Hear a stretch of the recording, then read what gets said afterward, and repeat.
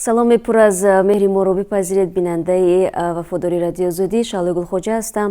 Чун ҳамеша дар шурӯи боз як рӯзи ҷадид дар рӯбарӯи шумо, то ин ки шумо аз онро бо хабару ҳаводиси тозаи Тоҷикистону ҷаҳоншинос кунам. Имрӯз панҷшанбе аст, 25 октябр ва ҳоло дар Прага соат расо 7 аст ва дар душанбе бошад 10 дар Москав ки муҳоҷирони азизи мо аз он ҷо моро тамошо мекунанд соат 8 аст. Хуб, умедворам ки ҳар куҷои ҳастед сеҳат ҳастед ва дар чанд дақиқаи дигар моро ҳамроҳӣ хоҳед кард. Ва пеш аз он ки ман ба тақдими хабарҳо бигзарам, чун ҳамеша оғоз мекунем аз вазъи боду ҳаво, чун фикр мекунам донистани ҳаво низ барои шумо бинандагони азиз муфид аст ва аз манфиат холӣ нест. Интизор меравад ки ҳавои Тоҷикистон имрӯз гарм шавад. Тибқи пешгӯиҳо дар давоми рӯз ҳарорат дар пойтахти кишвар 23 дараҷаро ташкил хоҳад кард. Аммо дар Москав, пойтахти Русия ва макони аслии кору зиндагии бештари муҳоҷирони тоҷик, ҳаво хунук аст имрӯз. Обовашиносон мегӯянд имрӯз дар он ҷо борон меборад ва шаб боридани барф низ аз эҳтимол дур нест. ҳарорати гармӣ рӯзона ҳамагӣ 4 дараҷаро нишон хоҳад дод. Ҳамин гуна дар Прага, пойтахти ҷумҳурии Чех, шаҳре ки аз ин ҷо мо бо шумо бинандагони азиз суҳбат дорем, ҳаво ҳамин ҳоло сард аст, шамоли сахт мевазад. ҳарчанд гуфта мешавад ки то нисфи рӯз гармии ҳаво ба 14 дараҷа хоҳад расид. Хуб, ба ҳар ҳол интизор мешам, аммо фикр мекунам ҳеҷ як боду ҳаво наметавонад ба суҳбати мову шумо халал ворид кунад ва фикр мекунам ҳавои хонадони шумо ҳоло гарм аст. Ва шурӯъ мекунам ба тақдими хабарҳо. Нахуст меравем ба пойтахти Тоҷикистон. Рустами Эмомалӣ, шаҳрдори Душанбе, хостори манъи истифода аз шишаҳои сиёҳ дар мусофиркашонҳои пойтахт шуд. масъулини шаҳрдорӣ мегӯянд Рустами Эмомалӣ дар ин бора расман ба ҳукумат пешниҳод ирсол кардааст. Абдумаҷид Усмонзода, сухангӯи шаҳрдори Душанбе, имрӯз дар суҳбат бо радио Зудӣ гуфт, пешниҳоди шаҳрдорӣ ба ҳама намуди нақлиётҳои мусофиркашонӣ дар пойтахт рабт дорад. Ба қавли манбаъ, дар сурати қабули пешниҳоди шаҳрдори Душанбе, истифодаи шишаҳои сиёҳ дар тамоми автобус, микроавтобус ва таксиҳои ҳудуди пойтахт манъ мешавад. Сухангӯи шаҳрдорӣ мегӯяд, ҳадаф аз ин тасмим беҳтар кардани сифати хизматрасонӣ ва ҳам таъмини амнияту бехатарии мусофирон аст. Феълан маълум нест ки ҳукумат ба тасмими шаҳрдори Душанбе чӣ посух медиҳад. ҳоло дар Душанбе асосан таксиҳо бо шишаҳои сиёҳ мегарданд. Шишаи сиёҳи мошинҳо аз соли 1995 дар Тоҷикистон ба манзури он ки гурӯҳҳои ҷиноӣ аз он истифода накунанд мамнӯъ буд. Аммо соли 2009 парлумон иҷозат дод ки сокинон бар ивази супурдани маблағ ба буҷа шишаи мошинҳои худро сиёҳ кунанд. соҳибони мошинҳо барои сиёҳ кардани шишаҳои худрави худ ба буҷет аз 2500 то 3100 сомонӣ месупоранд. қонунгузории Тоҷикистон сиёҳ кардани шишаҳои пеши нақлиётро то 14 сантиметр иҷозат додааст. Бинобар қонунҳои Тоҷикистон, мақомоти аввали кишвар, кормандони пулису амният ва раҳбарони идораҳои муҳим метавонанд аз шишаҳои тира истифода кунанд. хуб, ба ҳар сурат мо бинандагони азиз дар ҷараёни рӯз бозам ин мавзӯъро дунбол мекунем. Агар ҳар вокуниши тозае буд ба ин тасмим, мо ба ҳар сурат барои шумо мо пешниҳод хоҳем кард. Сергей Собянин, мири шаҳри Москав, гуфтааст, даромади пойтахти Русия аз ҳисоби даромади муҳоҷирони кори афзуда қарор аст ба 16 миллиард рубл ки беш аз 250 миллиард доллар ҳаст баробар шавад. дар ин бора рӯзи 23 октябр хабаргузории РИА Новости иттилоъ дод. Собянин гуфт, Москав макони ҷамъшавии муҳоҷирони корӣ, хусусан шаҳрвандони кишварҳои узви ИДМ аст. имрӯз даромади шаҳр аз муҳоҷирон ҳудуди 16 миллиард рублро ташкил мекунад. ин чӣ маъно дорад? муҳоҷирон чунин пули гарони патентро пардохт карда дар як шароити баробар ва одилонаи бо шаҳрвандони Русия қарор мегиранд, чунки қаблан онҳо чизе пардохт намекарданд ва барои кӯяндагон онҳоро ба кор гирифтан ҷолибтар буд, вале ҳоло вазъият тағйир ёфт. ин ҳарфҳоро раиси шаҳри Москав дар назди вакилони маҷлиси шаҳр ироа кард.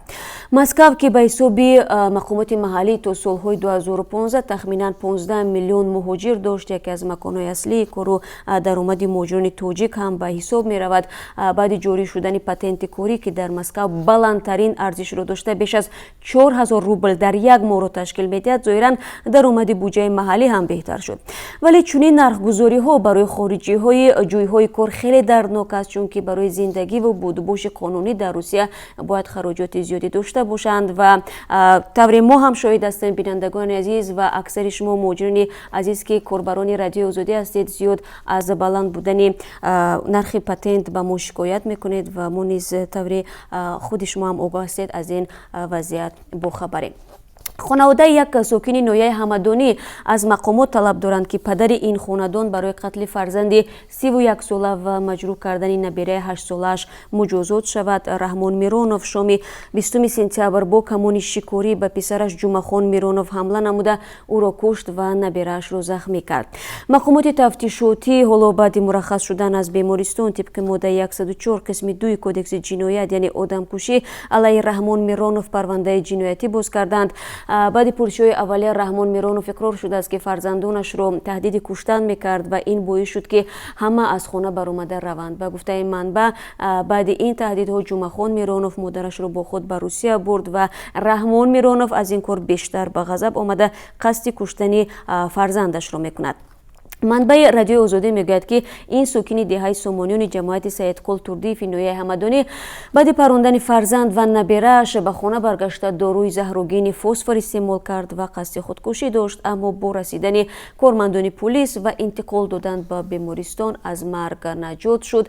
و خانواده رحمان میرونوفی 65 ساله در صحبت با رادیو آزادی گفتند که پدرشان یک میزده بود و همیشه آنها را تهدید کشتن میکرد. حتی به گفته خانواده در عید قربان از قربانی شدن یکی از آنها هم سخن میگفت، ولی آنها این همه رو جدی نمیگرفتند.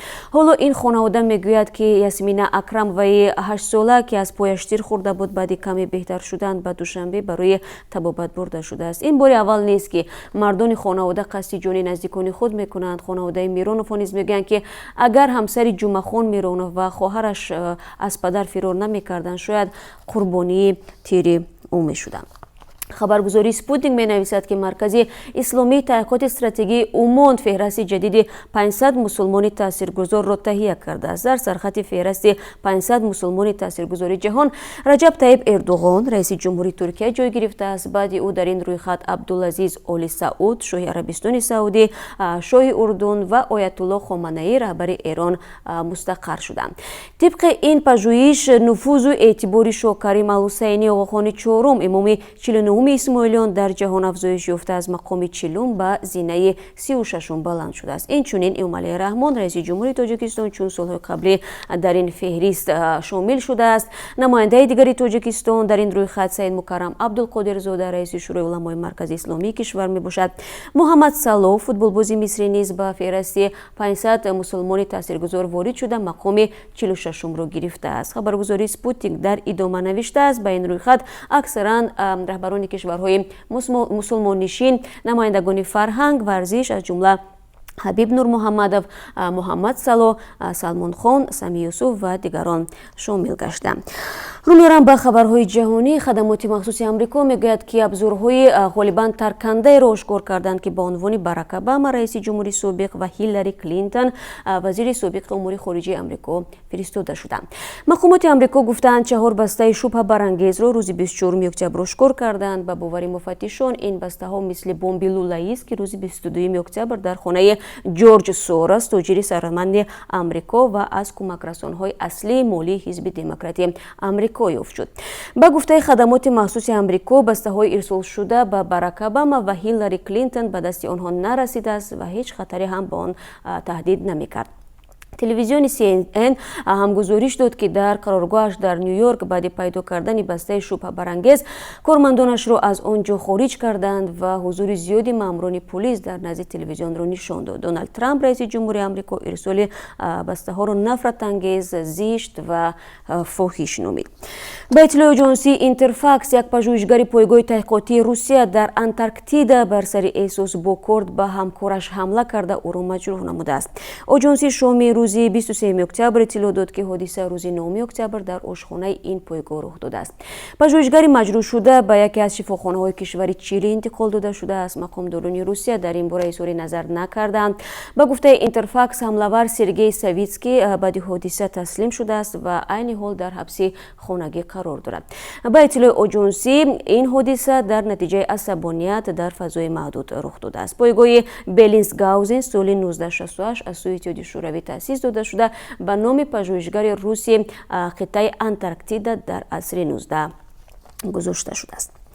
خب به همه اون بینندگان عزیزی که همین حال با ما پیوستند باری دیگر درود میفرستم. شعله گلخوجه هستم با خبرهای تازه تاجیکستان و جهان و امیدوارم که چند دقیقه خودتون رو برای شنیدن خبرها میبخشید و هر نفری که به ما سلام گفت به سلامشان من جواب میدم. خب در نظر است که امروز یا پگاه جسد محمد جان 4 ساله طریق خطسیر سمر دوشنبه به تاجیکستان فرستاده شود. این طفل تاجیکی در داخل هواپیمای خطسیر مسکو دوشنبه جان داده است. این حادثه در شب 23 اکتبر در داخل هواپیمای شرکت یوتر اتفاق افتاد و این طفل محمد جان علیزاده نام دارد. مسئولان نمایندگی شرکت یوتر در دوشنبه روز 24 اکتبر به رادیو آزادی گفتند بعد بلند شدن هواپیما از شهر مسکو وضع سلامتی کودک بد شد. هواپیما مجبور گشت به فرودگاه شهر اورنبورگ نشست اضطراری انجام دهد. جسد محمد جان و عمکش در شهر اورنبورگ در اختیار دختران گذاشته شد و هواپیمای شرکت یوتر بعد از تأخیر بعد دوشنبه دیروز صبحگاهان رسید. الهام الدین علیزاده عمک محمد جان آخرین نفر است که طفل را زنده دید. الهام الدین که از شهر اورنبورگ به رادیو آزادی صحبت میکرد گفت فرزند برادرش همگی 20 روز پیش به نزد پدر و مادرش به مسکو آمده بود. در اول سلامتی طفل خوب بوده است و تنها در روزی پیش وضعش بد شد. الهام الدین میگوید درد معده پسر 4 ساله برادرش در هواپیما خروج کرد و او نخست آب خواست و عمک محمد جان افزود برایش وقتی چای دادم یک قلط نوشیده دیگر نخورد. در آغوشم بود اما نالیش میکرد. یک وقت نالیشش بس شد. فکر کردم خوابش برده است. خبر گرفتم که دلش کار میکند و نفس میکشد. جنباندمش کمتر جنبید و بعد 2 بار دیگر حرف موما رو به زبان آورد و با همین دیگر نفس نکشید. از بین مسافران طبیبی به نزد کودک آمده گفته است که کودک الکی جان داده است و همه کار دیگر بیفایده است. نزدیکان محمد جان علیزاده در دهه مسکین آباد نویه فیض‌آباد زندگی میکنند. پدر او محمد علیزاده با همسرش همچون مهاجر در ولایت مسکو کار میکند. محمد جان متاسفانه یگانه پسر آنها بوده است.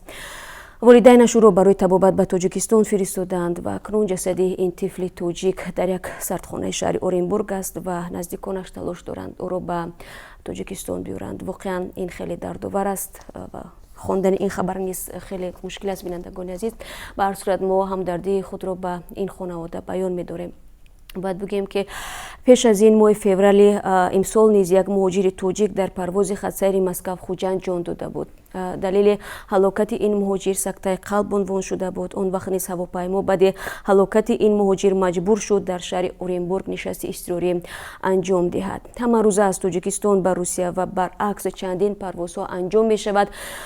روسیه مکان اصلی دریافت روزی برای بیش از 1 میلیون مهاجر تاجیک است. خب رو میارم به خبرهای دیگر. وبسایت وزارت کارهای داخلی تاجیکستان از دستگیر کردن زن خبر میدهد که در دزدی و آتش زدن منزل همدیهاش متهم است.